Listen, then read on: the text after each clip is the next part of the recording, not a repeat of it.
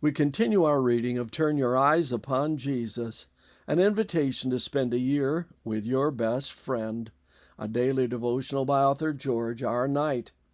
Today's reading, August 25, Tension in the Room. Jesus, knowing that the Father had given all things into his hands, and that he had come forth from God and was going back to God, got up from the supper and laid aside his garments, and taking a towel he girded himself. Then he poured water into the basin and began to wash the disciples' feet and to wipe them with the towel with which he was girded. John 13:3-5. Tension filled the room. The disciples, Luke tells us, had been arguing about which of them was the greatest as they journeyed toward their Passover meal. Luke 22:24. Thus, by the time they entered the room, they were already agitated. More than a bit of pushing and jostling occurred as they seated themselves. Judas and John managed to score a victory over the equally aggressive Peter, with Judas gaining the place to Jesus' left and John to his right. They all wanted the most important positions. The tension didn't dissipate after they took their seats. After all, there was something missing. It wasn't the water pitcher or the basin.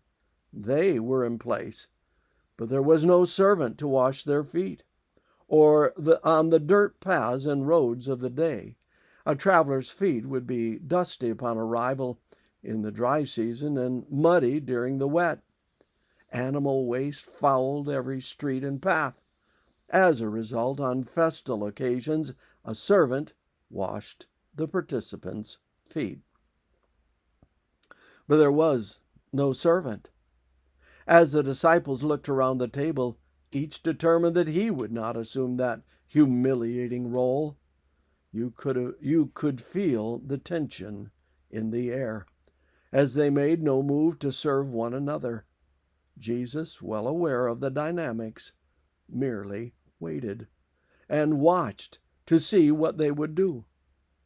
In that explosive context, he finally arose, girded on the towel, poured the water into the basin, and began to wash each disciple's feet.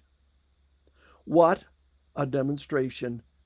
Here he was, knowing that the Father had given all things into his hands, and that he would soon be sitting at his right hand in heaven, yet playing the part of the servant. Jesus, sorrowful at the attitude of his followers, demonstrates the lesson that they need most.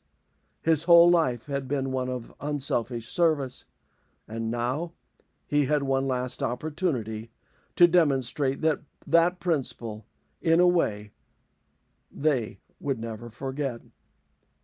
Lord, there is tension in my heart also. I struggle between the principles of Jesus and those of the disciples. Help me. This concludes our reading today of Turn Your Eyes Upon Jesus.